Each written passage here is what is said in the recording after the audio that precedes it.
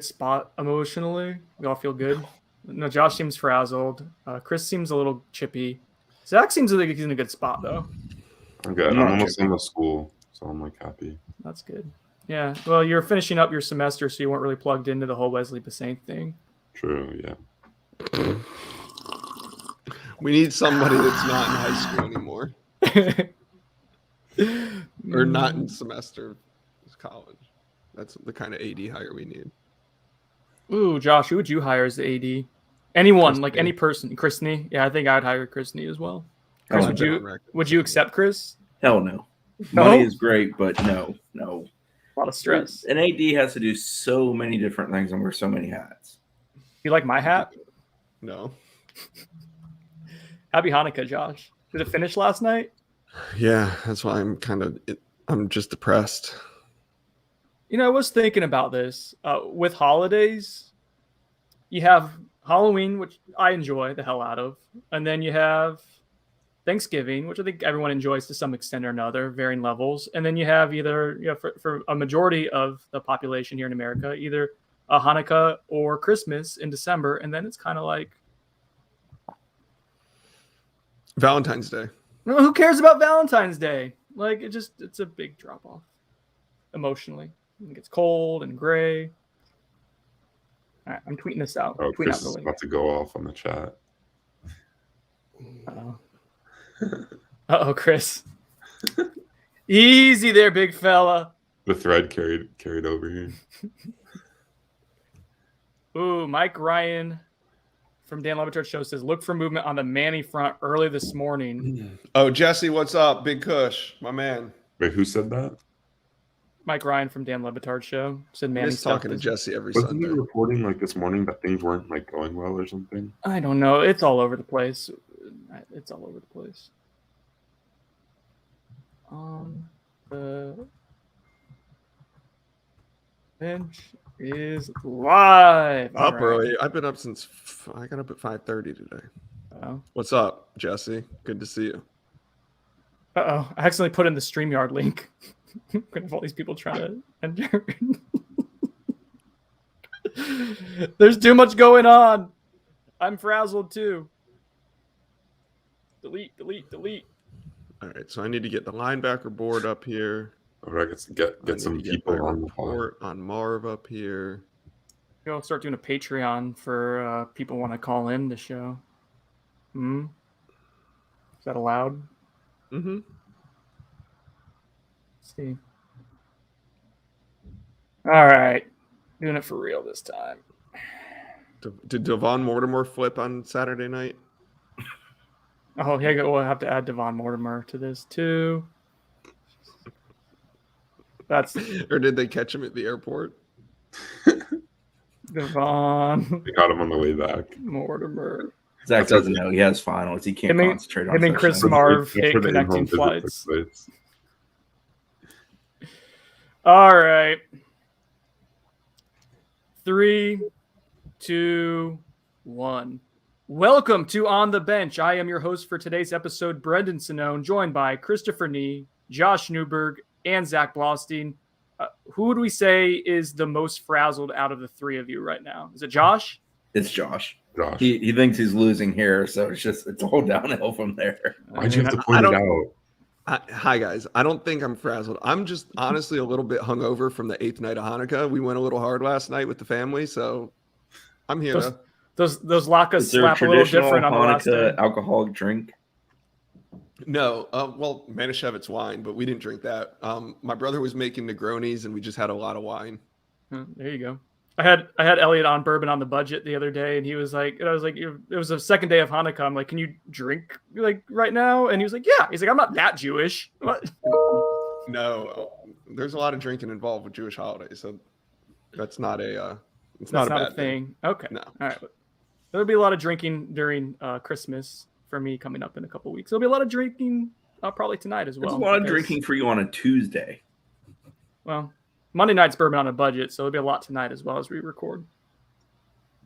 All right, so there is a ton going on in the world of FSU athletics. Feels like there's always a lot going on this time of year, but the last 24, 48 hours or so have been particularly intense with all sorts of stuff. And let's see, I got portal talk to get to, athletic director talk. I know Chris Nees is really just chomping at the bit to get into, and a lot of recruiting as well. And that's going to kind of take us into the beginning of the show here, which is linebacker recruiting, Chris Marv and Randy Shannon.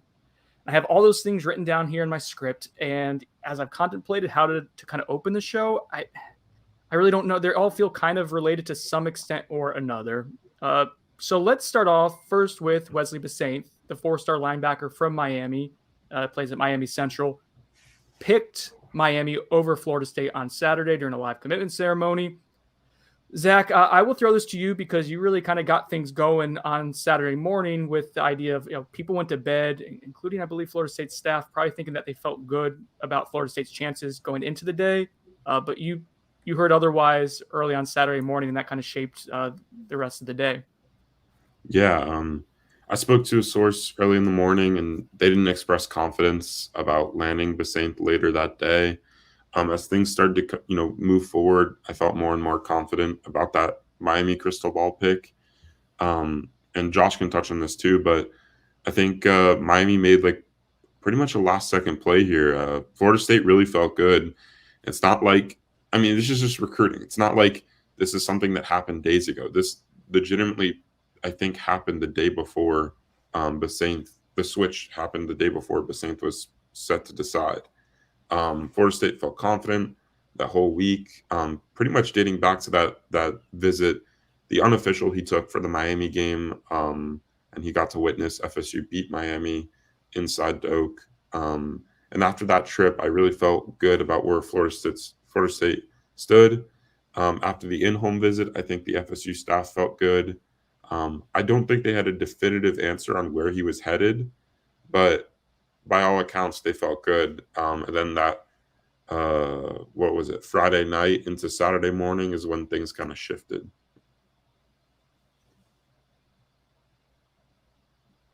Sorry, I'm muted, and I was trying to move browsers there. So you guys know, I accidentally put in the StreamYard link into the Knowles 24/7 message board. So we got 4 or 5 people here watching on, which, hi guys, you're welcome to watch, but they will be in the studio after we stop recording. So mind yourself. All right. So Josh, what did you get in terms of intel? And Zach mentioned that things shifted between that Friday and Saturday. You felt good. You had dropped a crystal ball earlier in the week. You felt like you liked FSU's chances. I guess what can we get into on what we feel shifted for Florida State at the kind of the bitter end there? Well, for me, I put my crystal ball in like I reported and said in there that, neither staff had been informed of Wesley Basaint's decision. So I woke up on Saturday morning trying to go about my day, have a nice little Saturday. Me and the girlfriend went for breakfast. And then I was literally at Bed Bath & Beyond getting a present for my mom. And Zach put in the group chat about, what he got from a source. It's a source that both Zach and I are familiar with. So I started asking around different people as well. And, I was getting the same response that they weren't confident. And then, maybe around whatever I put my crystal ball in, I was driving home and I got a text that told me yeah, it's going to be Miami. So we got it on multiple different sources that, were confident on one day. And then, on Saturday morning, it was going the other direction after a late night phone call with Miami on Friday night. So still don't really know exactly what went down or who called him. I don't have all the details of what went on in that last 24 hours with Wesley Basaint, but it was enough to sway his decision. I will give Chris Neat a lot of credit because for weeks, maybe even months leading up to it, he said that with the Miami kids, you don't want to paint with a broad brush, but you never know until the very end. And that was kind of the case here. So Chris, round of applause for you being just a chiseled veteran. It's almost like I've done this a time or 20.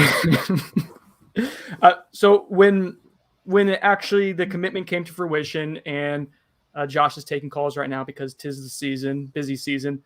When Miami gets a commitment from Wesley Basaint, I think my initial response was when we found that out and then kind of seen it actually happen, I thought it was embarrassing for Florida State. And I think you could argue, yeah, he's a Miami kid. He was always going to commit to Miami, but FSU poured a ton of time and resources of multiple coaches recruiting him both on field staff and support staff with building connections. And it didn't pan out. And I think a lot of that, a lot of that frustration that I felt on Saturday kind of was directed at Chris Marv. And it's just not because of this one isolated incident, but a long-standing concern I think that all four of us have shared. And if you guys disagree with me, please don't let me speak for you, correct me, but is that he wasn't doing enough on the recruiting trail. And I don't think it was an effort thing. I think it was just an inability, struggling to close for whatever reason, to bring in the talent that's necessary for Florida State's defense to take the next step. That doesn't fall all completely on Chris Marv, linebacker coach. Like, it's collective for the entire defensive staff, and ultimately recruiting's a reflection on the head coach. But the track record specifically at linebacker during Chris Marv's tenure, now in the third recruiting cycle here, even looking ahead to some of the 2023 options, to me, just really underwhelming. And I think not being able to get Wesley Besaint to commit to you, despite Manny Diaz being very much on the hot seat. Who knows if Manny Diaz has a job by the time we finish recording this podcast on Monday? I have no idea what's going to happen down there. But to have that guy commit to that coach, not knowing what the future is going to hold, like, so during this level of uncertainty, that was embarrassing to me as someone who follows and appreciates Florida State.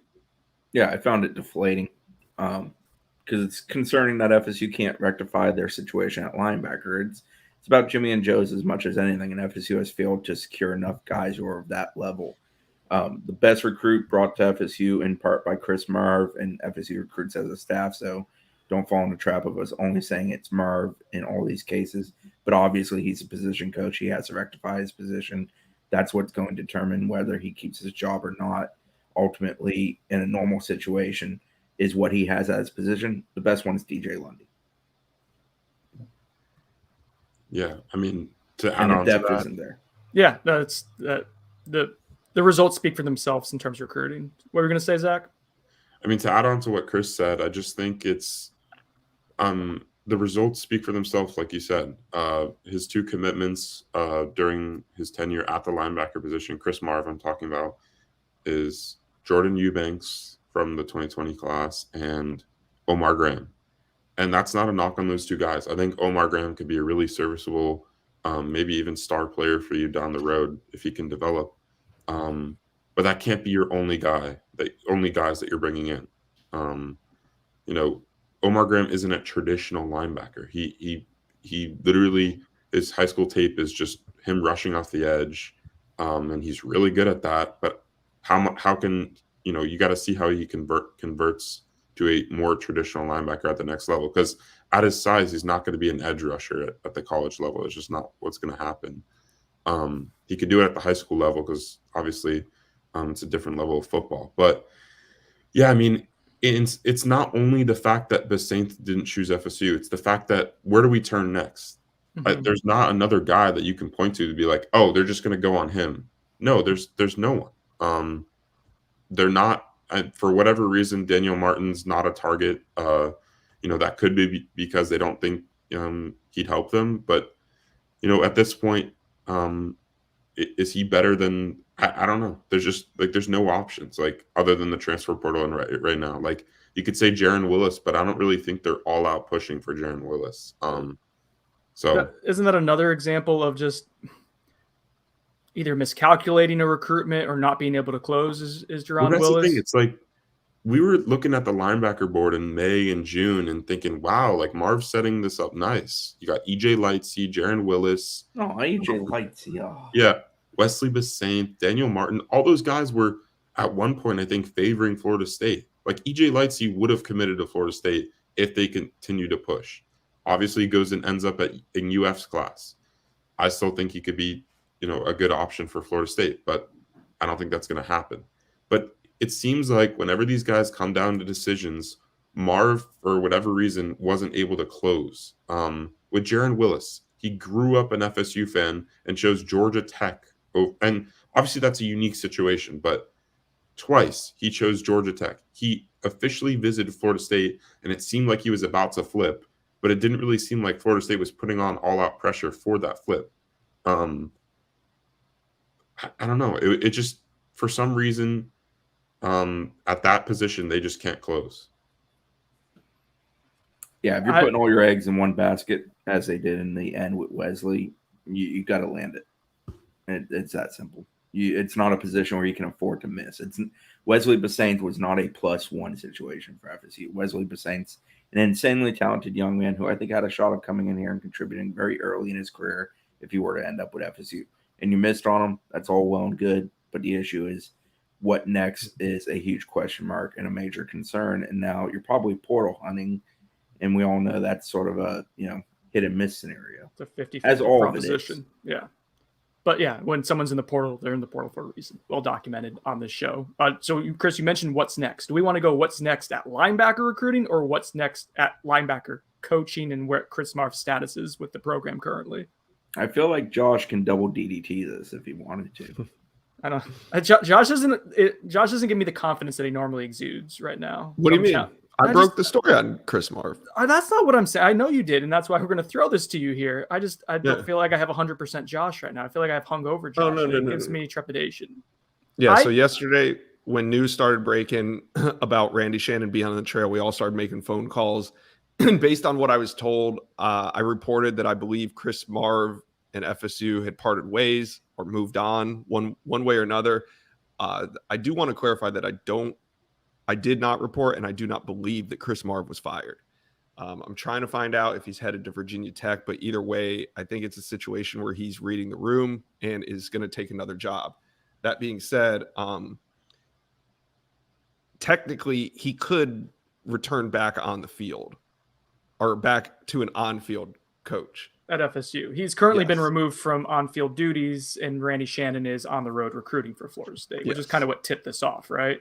Yes. And even if, say, Chris Marv was sick, you could take him off the road and promote Randy Shannon on. And then take him off and put Chris back on. But I do believe Marv's going to find another job elsewhere. I do not believe he was fired. Just wanted to clarify that from the report earlier.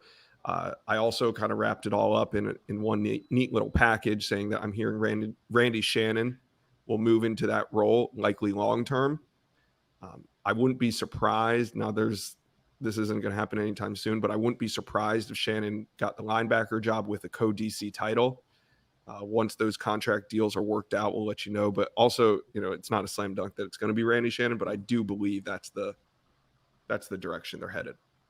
I think Randy Shannon makes sense. If I were a good producer, I would have had this already cut, would be my audio from like 9 months ago when Randy Shannon was hired as a staffer, saying that this was a very possible situation as Chris Marv would move on and Randy Shannon would kind of jump right in to that role. I have talked to a couple sources who have echoed the same thing, that there's excitement for, if it is Randy Shannon, that they would really like to play for Randy Shannon or have him be an on-field coach. He brought a lot of value in terms of just kind of being a steady presence, overseeing the defense this year, helping out guys to the side, and just being very, very grounded, which is what you would expect from a veteran coach. And then I've also been told that him and Adam Fuller work hand in hand a lot and have been working very well together, and that is a contributing factor on some of this. Yep.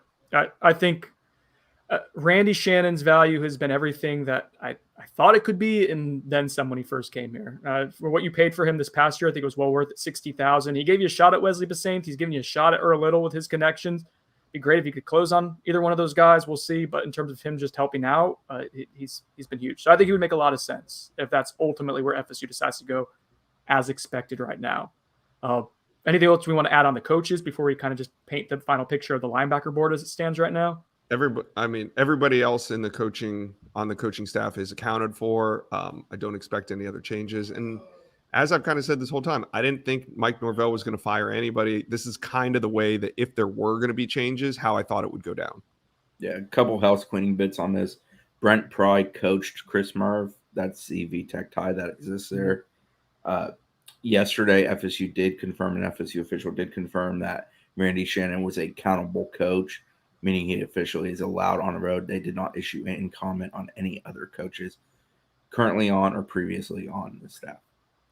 Josh, I don't mean to do this to you, but I just want to make sure we're being clear on our words. You said you don't expect any more changes on the coaching staff. Do you mean right now, imminently, or just in general? Correct. Right. Correct. Just want to make sure because someone's going to catch that and ask about it. Okay. Linebacker recruiting boards, that kind of indicated that there's not a whole lot of viable options right now. EJ Lightsey is someone that makes Chris's heart beat quickly, but I don't know of any traction there. Do we know, was that FSU? who wasn't high on Lightsey? Was it the coaching staff in general, or was it Marv specifically? Do we know who? I think there was a decisions. All decisions are made as a coaching staff. Yeah. I mean, there's no way if Mike Norvell wanted EJ Lightsey that Chris Marv could override him on that call. So, I don't think it's proper to place blame on anybody in this situation. Okay. I think what happened, if you remember that June 5th elite camp, they worked out basically all their linebacker targets. It was like Quavion Carter, Daniel Martin, EJ Lightsey. And it seemed like after that, they cooled on like both Quavion Carter and EJ Lightsey after working them out in that camp. Okay. Oh. Right. So I wrote a story, and it's up on Knowles 24/7. What's next for FSU at the linebacker position after the commitment of Wesley Steiner to Miami? And there's really not a whole lot on the board.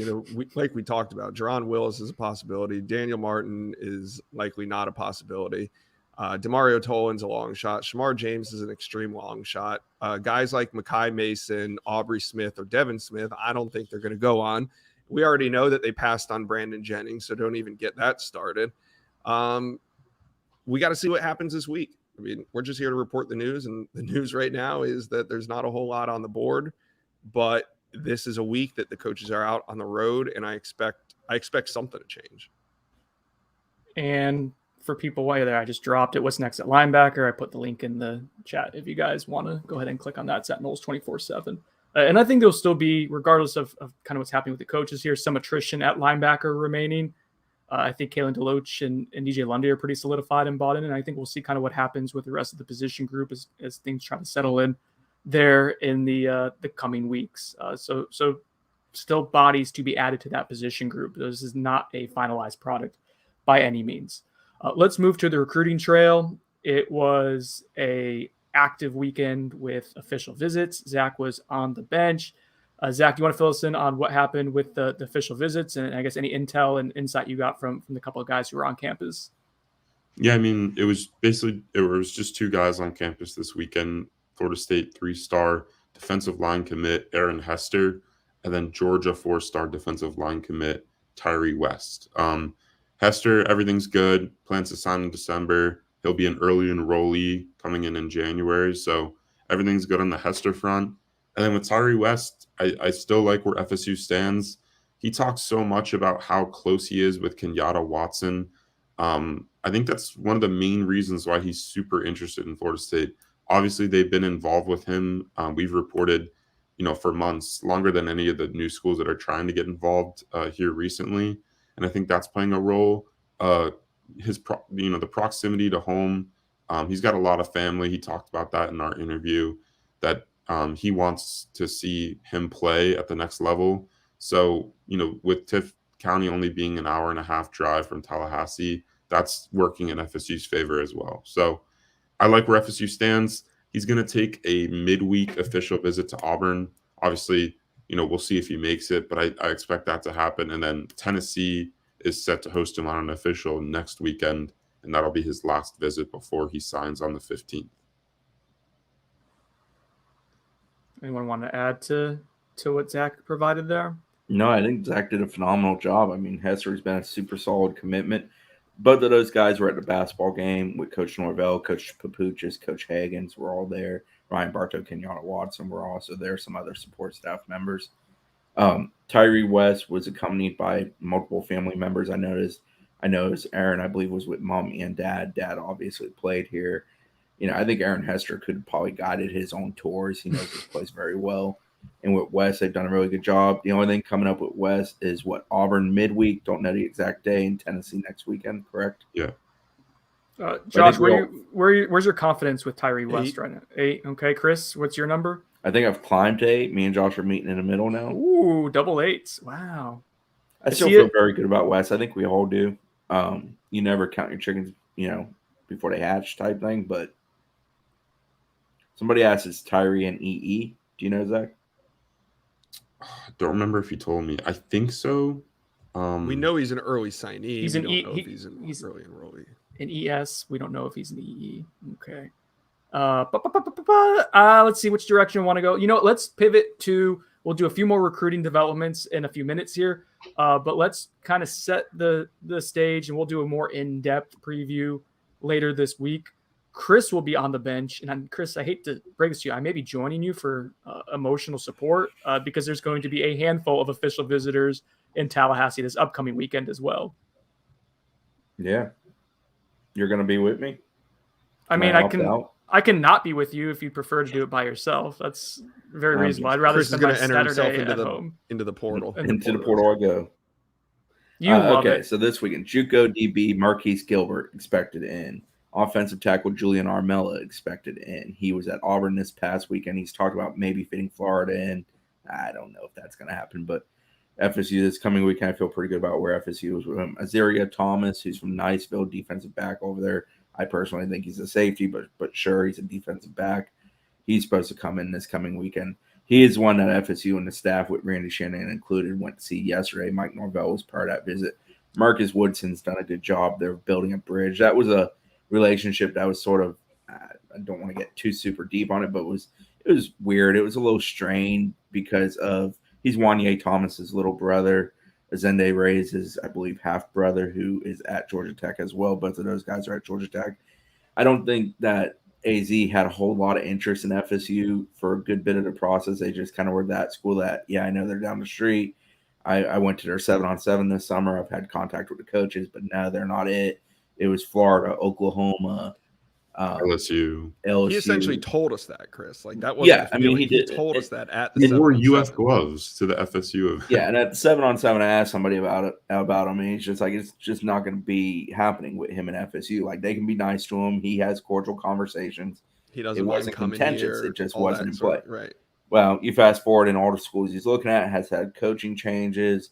At one point, he kind of leaned, I think, to all three of those: Florida, LSU, Oklahoma. Has a great relationship with Jules at Florida, but it's to be determined if Jules is being retained, as far as I know, at Florida.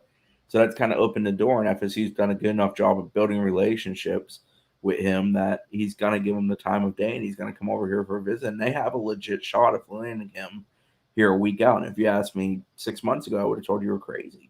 Hell, you asked me 3 months ago, I probably still would have told you that. But that's why you keep plugging away. And you keep doing it. And he's a talented kid. I believe he's a top 247 kid.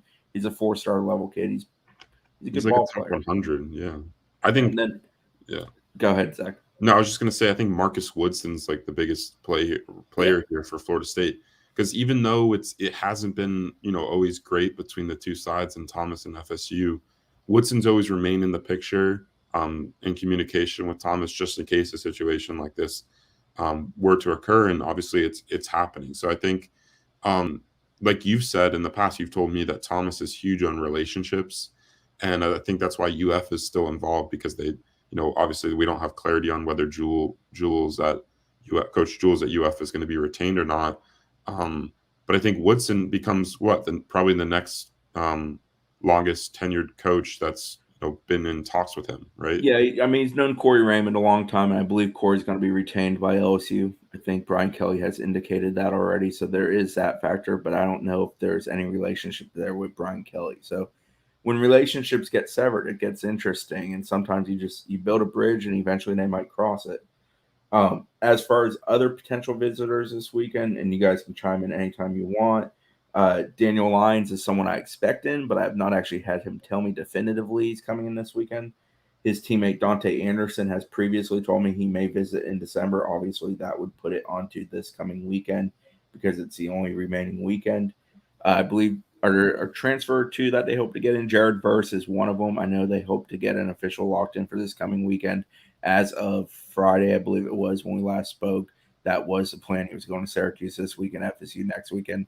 May be plugging like an Iowa or somebody in midweek as well. Have you watched his highlights, Chris? I love his highlights. I love him running down Sean Tucker at Syracuse. Mm-hmm. He's one of those guys that his recruitment's going a million miles per hour, so it's kind of changing constantly.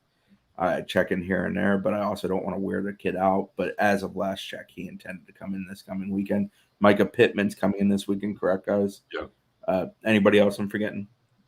Miles Frazier. Miles Frazier is probably coming in. He told me it was going to be an unofficial visit. I know Florida State did an in-home with him on Friday night with him and his family. So I'll reach out to him today and see what the plan is, because originally he said he was gonna take unofficial visits to Miami, Florida, and Florida State this week. So, and I asked him why not an official, and he didn't really have an answer for that. So I don't know, but I do think he's going to make it to Florida State sometime in the next 7 days. When Daniel Lyons visits this weekend, every FSU commitment will have taken an official here. There you go. That's the formula. Is You don't Micah? sign him. Everybody always asks about these guys coming in, and they're like, "Oh, if he doesn't have an official set, he ain't signing." It's just the way it goes. A wise man once told me, "Follow the visits." You were going to ask about Pittman. Sit down. Oh yeah. Is he? I was trying to remember. Is he an early or like a January enrollee? Is he someone who's going to kick it to beyond? Yes. I don't think he's going to take it beyond. I think everybody recruiting him is going to want him in the spring. He was kind of thrown because Oregon doesn't start their semester till like March, and that's not how most of the country goes. I don't know what they're on, quarters or semesters or whatever. Yeah, West Coast. But kids he are was weird with that. thinking when Zach first talked to him and he entered the portal that he was going to do like some sort of spring decision. But I'm pretty certain that now that he's met with a lot of coaches that, he's going to change. But we need to get him on record and make sure that. He was at Arizona State this past weekend, right? That was a plan for him. I haven't actually seen any reaction to that visit. He made it. He did make it. Okay. Yeah. Then do we have an update on the FIU wide receiver Chambers? He was also at Arizona State, I believe. I think I saw that. Yeah. Okay. The only other recruiting topics I wanted to go over were some tidbits here and there. This one's kind of significant. Wide receiver commit Devon Mortimer, someone who had a really nice senior year down in South Florida. Yeah, I don't expect. I'm not. Josh Reed's on us. Did something just happen? Yeah. My computer did a little glitch thing. I'm backed up. I thought it was me. Crazy. Like, am I responding to something too late? My 9-year-old and You guys were 11-year-old, delayed when they're playing video games. They're saying it glitched. It glitched. So Josh just threw the 11-year-old excuse to me. Yeah, Josh, you want to talk about the wide receiver transfers, or I was trying to push it forward a little bit there. Whatever you want to talk about. I had something to say on Tyrese Chambers. I'm not sure they've been in communication with Tyrese. I'm not convinced they're going to go on him because they didn't do an in-home visit with him last week. That kind of showed me that maybe there's not a whole lot of interest there. And then yesterday I confirmed that he's a guy that they're kind of recruiting, but I don't think that's the direction they're going to go at wide receiver. Okay. And then Devon Mortimer is someone who's currently committed to Florida State, but he just took an official visit to West Virginia and this past weekend. Something that go ahead, guys. I'll let you. He informed the FSU staff of his decision to take that visit. And was I on here explaining the difference between this and Kayshawn Sapp's? No, I don't think so. I think that was got canceled. One of your other platforms, probably at this point. I never know what platform I'm on. So anyway, the difference is Quayshawn Sapp wanted to take his visit in January. Florida State wants all their commitments to sign in December. If Quayshawn Sapp would have said, I want to take my visit to UF on December 5th, I don't think FSU would have said anything. The issue was UF wanted him to schedule the visit for like January 17th. And that just throws you. Okay, here's the other thing. If you do take an official visit in January, you cannot sign in December. If you sign in December, you can't take official visits after you sign. So I know a lot of people want to say, well, how come Devon Mortimer can take visits and Quayshawn Sapp can't? Because Devon Mortimer took his visit before the early signing period. That's why he got to take a visit. That being said, I do think Devon Mortimer now becomes the one guy on the commit list that we have to watch for flipping, right? You guys, are we there? Is he the biggest concern? I love that when he committed, a lot of people were like, oh, should he be a take right now? And now the conversation in the final hours here, the final weeks, I guess, technically, is going to flip to, can we keep him? Can we hold on to him? Because he had a really good senior year. Drove home the point that FSU needs a real punt returner. Thanks. Don't say that. Don't say that. It's not true. But yeah, it is. It is very true. Now that he's on the road, Zach, do you think that there's any chance that now that he took this visit that West Virginia could flip him between now and December 15? There's definitely a chance. I spoke with Mortimer late last night. after the FSU coaches left his home for their final in-home visit with him. Mike Norvell was there, Ron Dugans, a bunch of other assistants. I think they did a good job in solidifying him last night. I think Coach Norvell gave him, his message that he usually gives about, believing in him and all that kind of stuff. And I think Mortimer's really tied in with the staff, especially Ryan Bartow, that South Florida connection. They're really close. I have a full update with him on those 24/7 right now, but it's not even just West Virginia. It's Louisville involved too. Louisville's trying to, work a flip late, and they're trying to get him in next weekend. But he told me it's pretty likely that he's gonna call them and cancel that visit in the coming days. We'll see if that actually happens. Because before the West Virginia visit, we weren't sure if he was actually going to take it. Like, he gave mixed messages a little bit, but obviously he did communicate at the end of the day that he was going to take it with the Florida State staff.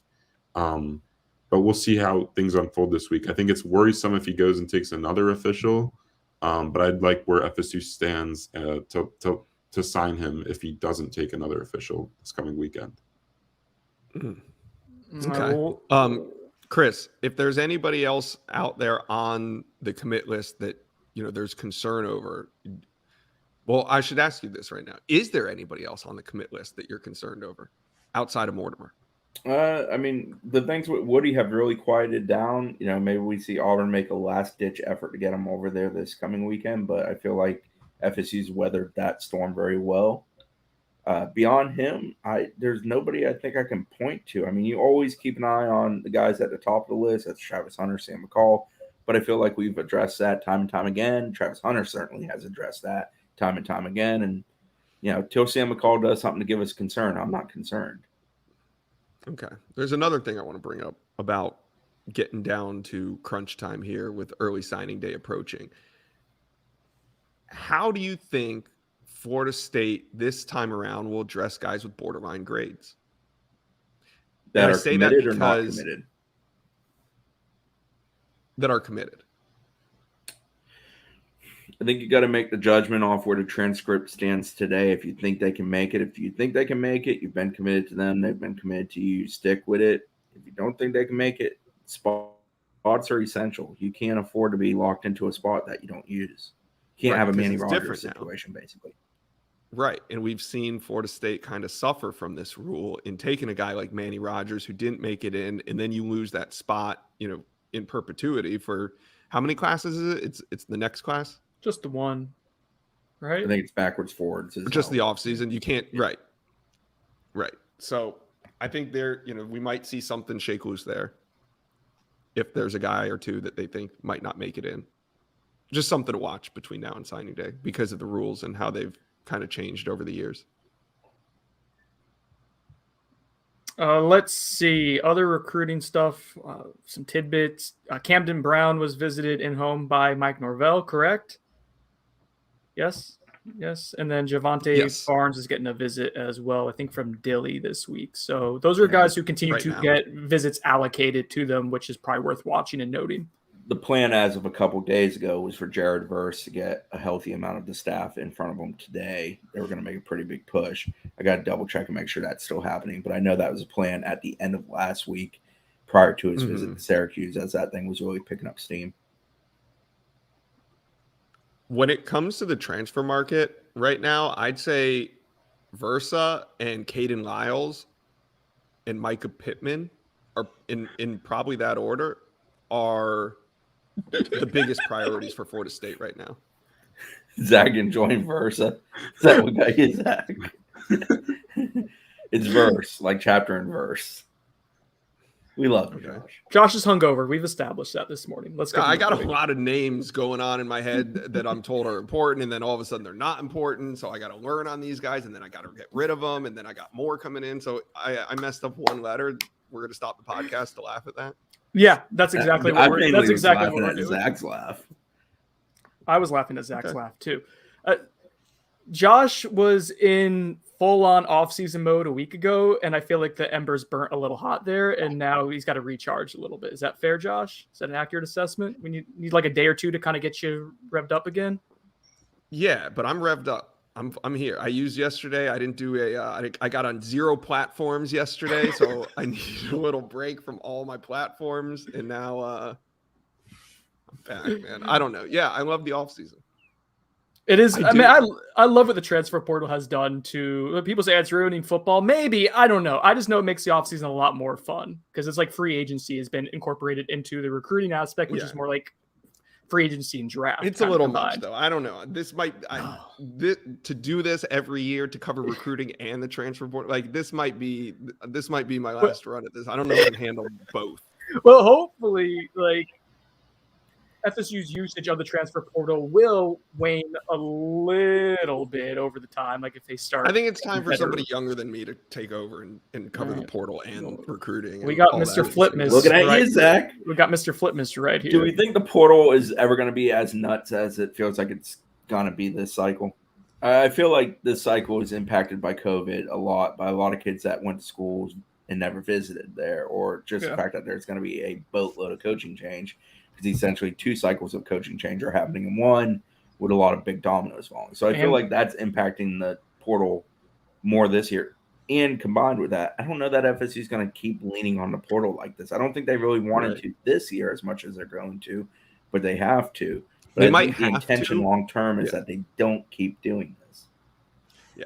I think eventually they move from taking 8, 9 transfers to taking like 2 or 3. I think ideally, but that's not to say next year they might not have to take another 8. Like we don't, if the roster isn't stabilized, they're going to have to keep doing this until it is. Speaking of stabilizing the roster and transfers, Chris, will the numbers work out? They always work out. So I'm trying to update the numbers consistently on Knowles247.com. I know some people don't like us counting the numbers, but I'm going to count the numbers because I think it's important because our readers want to know the numbers, and there's going to be some variables there. You can check it out on Knowles247. Somebody's got to count the numbers. Someone's going to do it. It's going to be me. I'll do the thankless job that pisses everyone off. That's fine. And then we say doesn't matter. Sounds like something I would do. But we kind of keep trying to clarify the +7 rule as it applies to the 25 player limit +7. FSU is going to be able to activate the +7, like the rule. But the key is getting under 85 scholarships and having enough room for that. So to basically take on 32 prospects in this 2022 cycle, they've had 3 guys enter the transfer portal already this week or past week, Chris? Jalen Goss, Ira Henry, Carter Boatwright? Correct. And then DeKalen Brooks departed early. So I'm not sure if that counts or not, but they're going to have more guys enter the transfer portal probably this week is what I'm assuming. You'll get the 7 guys entering the portal that'll activate the ability to add 7 more players to the class. It's a matter of can you get under the 85-man scholarship. So right now they're at 71 players, I think, ish. I don't know what it's at right now, but essentially you got to boil it down to 53. Yeah, that's what you need to get down to for the current roster. So Jalen Goss, Ira Henry, Carter Boatwright all entered. Should we take a moment of silence for Carter Boatwright for Chris to let his heart heal a little bit? I moved on from that long ago. I accepted I was completely incorrect after about the second or third time of viewing him. After you moved it over to Jackson West. After you saw him puking in the trash can for like the 100%. Third time. I think we still need to do a little. I still have optimism there, Josh. Remember you. Da, da, da, da, da. Will you remember me? Hope we don't get tagged for a trademark violation there. Copyright. I think we're okay. You made enough changes to it.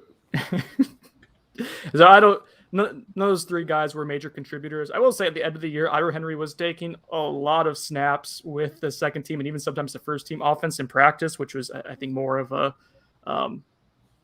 indictment on FSU's depth on the offensive line. Think about how bad it is. Like when you got guys in your position room that you cannot put in the game. Yeah, that are taking first multiple team reps. Guys, right? Like that, if push comes to shove, like I can't put this guy in the game. Yeah, I feel like I owe Brady Scott money because I always bring him up as the example in these situations. But like, there's a reason they kept playing Brady Scott, right? And there's Brady guys Scott's not good. Worse than him on the roster, right? And then think about to Josh's point, taking it one level further. Like those are guys who are taking first and second team reps in practice. Think about what that then does to your third team offensive line, and then what that does to your scout team offensive line. Like you're not getting guys any kind of adequate looks in practice on the defensive side of the ball based on just that lack of a functional depth. So I hope offensive lines, they have 4 or 5 guys committed currently. They have a transfer prospect and Bless Harris committed. Hopefully that is a position that has room for at least 2 more guys, hopefully, to kind of rectify some of the depth immediately. Let's see. Anything else on current roster attrition or whatnot before we move forward? No, I mean, we expect plenty more of it. You can look at that roster and see the guys who are veterans who have been passed or guys who we just don't expect to play because that's where we're at. And those are the types that you can expect to leave. There's obviously some flexibility with those types. I'll bring up Marcus Douglas, for example, at tight end. He's a guy 12 months ago I probably would have expected to leave. Now, I think there's a shot he stays. He got in better shape, did some stuff in practice. I think they're a little bit more pleased with him today than they were at that point a year ago. Yeah, I think we'll continue to see more this week without getting into specifics. I don't like to get into specifics sometimes because it creates unfair pressure to players who are still making final decisions. And I don't want to necessarily do that. So let's go to athletic director talk. Chris, you've been pretty forward on this and even ahead of some national media folks and putting some information on the message board. So I will throw this to you and let you kind of talk about where things are sitting here early Monday morning before business hours start with FSU and its athletic director search. Well, last week, David Coburn and President Richard McAuliffe both came out and said that David Coburn intends to move on by the end of the spring semester, retire. That's always been sort of the plan of this year, this athletic year, being his last with a new president now seated, allowing him to make his AD hire. The AD hire for FSU is very important because obviously you need to have someone who will generate revenue. You have capital projects you need to do. You obviously have to keep a pretty good roster of coaches at Florida State satisfied, with their contracts, with what their programs are getting, with what you're doing for the student athletes within their programs. So that's all involved in that. And then you also got to navigate the waters of the ACC TV, generating new revenue, creating new revenue streams, all that fun stuff. So with David Coburn able to hang it up now here and move on, and David was sort of I don't want to use space filler, but he went from interim to full-time because they didn't want to hire a full-time, have a presidential change, and potentially be in this situation. So it was better for him to hold the spot, deal with the budgetary issues. He dealt with some other stuff that was unexpected, namely Willie Taggart to Mike Norvell. Baseball hire was sort of expected and handled pretty smoothly and not a surprise to anybody. So that's some of the stuff that David dealt with. So what's next? They started a process of looking. They've been in that process for a while, but it got super serious over the last week, 2 weeks. Vince Tyra, Louisville's currently sitting AD, has become the most popular name. I wholeheartedly believe he is the main name. I think he also has an offer extended to him, from what I understand, for pretty good money, significantly more than FSU ever paid David Coburn. So FSU's willing to play a little bit bigger ball. It's not near the level of what you're hearing with Dan Rakovich of like the $3 million per year. It's not that. FSU's not going to do that. Truthfully, I feel like that's just throwing money out there to throw money out there. But Vince Tyra is a guy who's been at Louisville for a few years now. He came in, he did an interim phase, transition to full-time when Tom Jerk moved on because of the NCAA scandal that he was somewhat tied into, or at least name dropped into. That's when they had a transition. He helped in hiring Chris Mack, who's obviously had mixed results, but was thought as a very good hire from Xavier at the time he was pulled away by Louisville. He also fired Bobby Petrino, hired Scott Satterfield, the current coach. Again, mixed results on the field. He's done some great capital gains projects for them on campus, stuff that they're doing facility-wise, things of that sort. Things that they want. Now, here's the thing. Everybody right now is viewing Louisville through the prism of the fact that their fans are essentially like, yeah, take Tyra, get him out of here. And they love that. And I get that. I think that's definitely a reason for concern. I think it's completely fair for people to be a little hesitant on the idea of him being the hire. I think there's also pros in the possibility of him being the hire. One, he knows the landscape of the ACC. Two, he's a sitting AD that understands the responsibilities of the job. 3, he's a guy that's all about MONEY, which is the most important role of that project. And 4, he has a very good relationship, from what I've been told, with ACC Commissioner Jim Phillips, which is important for the current AD at your school to have a good relationship with the new commissioner of the league, who's likely going to be the commissioner for many, many years to come. So those are pros. There's the cons of he's made 2 hires, certainly mixed results with that. A fan base that's unhappy with him. Sounds like there's a relatively, and I don't want to get super into the rumor mill of it, but a relationship that's certainly strained between him in the president of the university. The president was not the person who I believe hired him as an interim and promoted him. I believe that the president came after the AD. So there's all that. So take that in, do it what you will. I'm not going to try to sit here and tell people it's a great hire. I'm not going to sit here and tell people I think it's a horrendous hire. I think it's firmly in the middle. ADs take a lot of bullets. It's sort of what the job incorporates. People get pissed off about things. The AD has to wear it, whether or not it was truly their decisions or not. That's true for David Coburn. That's true for Vince Tyra in his current job. If it's not Vince Tyra, I think there's a few names to keep an eye on. I don't think Michael Alford will be the next AD here unless it kind of trickles down to that, just based on what I was told involving the Tyra search. There's a couple other names I've heard. I've mentioned some of them on the message board here and there. But right now, I think the focus wholeheartedly on Vince Tyra. We should get resolution to this probably as early as today. Louisville is supposed to have a BOT meeting at 5 p.m., I think, local time for them today. At that, we could see a transition of power there. Also, a lot of reports surfaced out of Louisville market yesterday, including like Pat Forty, who's super tied in there, about Tyra being wholeheartedly looking into the FSU job. It started bubbling up, becoming more common. I think Friday is when it kind of gained steam, but it didn't go away as the weekend progressed. So I think it's definitely worth keeping an eye on. And there's a board of trustees meeting that Louisville's having, I believe, today to talk about personnel matters with athletics. So yeah, I and assume they did not define those personnel matters. Yeah. And I believe that portion of the meeting is actually closed because of the fact that when it involves hiring, firing, so it's kind of things where there's, potential change of decisions, you keep it private within that. So just to throw out in the chat that this person said, I think I clicked it, the John Torsky one. Well, okay, we'll go with the Ryan Johnson one. You can go with that first. So Ryan Johnson asked, but would Purinton be better? That's my question. Jeff Purinton worked at FSU previously, early 2000s. He's now at Alabama, number 2. He's also worked with the Orange Bowl, done other stuff and such. Jeff Purinton's a good candidate. It's a name I've thrown out a heck of a lot over the last couple of years as people always ask who might be the next AD because there were obvious ties. He's a person in that administration side of athletics. But from what I understand, in this process, he has not been interviewed. He has not been a guy that they've kind of earmarked as a major candidate for whatever reason. And then John Torsky, who I believe lives in Louisville, or at least in the Kentucky area. No one in Louisville that thinks Vince Tyra is anything special. Why does FSU? We just want a penny pincher. How does this affect Alford? Okay, on the first part with the Louisville situation, I think I covered that. And speaking about the tenuous relationship, people unhappy with Satterfield, all of that stuff. I think FSU likes him for some of the reasons I mapped out as a pros, relationship with the league.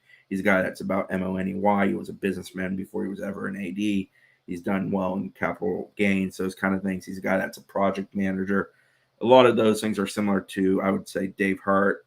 And I'm not saying Vince Tyra is Dave Hart because I think very highly of Dave Hart, but in the sense of a guy who's about generate money, improve facilities, all of those things. As far as the impact on Michael Alford, I'm not asked Michael Alford that, so I don't want to answer for him, and I don't want to speculate for him. But I would hope, and this might be the optimistic side of me, that in FSU making this hire, that they involve Michael Alford. Because Michael Alford's been a great hire for FSU. The FSU AA creation, which was a big David Coburn moment that created the hierarchy where they work better together. Michael Alford's going to have to work with whoever the next AD is, and they're going to have a good relationship. I think it's extremely beneficial to FSU if the next AD and Michael Alford hold a lot of similar thoughts, especially when it comes to generate money. How do we generate more money? What do we do with said money, namely projects on campus and also for student athletes? And I think that's very important. But I don't want to answer for Michael Alford his emotional feelings about who the next AD is going to be. I do hope when they hire an AD, if we do not get an issued public comment, that I can maybe get some from Michael Alford and other people that are involved in such things. And John Torsky from Louisville, if you have any leads on Pappy Van Winkle, slide in my DMs, please. Okay, the last thing I want to talk to, not super FSU related, though it will impact FSU directly or indirectly. And that is, well, let's do this first. Buyer Sonone, Mario Cristobal to Miami by the end of Monday. Close of business Monday. Buyer Sonone. I'm buying it. How about that? I don't know if I'm buying that he ends up there, but I think we get finality for that finally today. 96 to 120 hours into this whole thing. Yeah, let's get it done. I'm ready to move on from this saga. And Zach, you guys have butchered this. No one has said Buyer Sonone. Zach's on mute. Oh shoot. I think I mean, he has to go to Miami, right? Like, he strained so many like relationships with Oregon throughout this process. I don't know. It just would make no sense for him to go all this way to not go to Miami. And it just I don't get this whole search at all. Obviously, there's the whole situation with Manny Diaz being the coach there still, but I don't get why Cristobal's waiting so long when he's got like 4 days to recruit, like and sign a class, a 9-person class, by the way. Like I just don't. It has been. I mean, there's been these seismic shifts in college football with Lincoln Riley and Brian Kelly and power programs, and then you have this weird.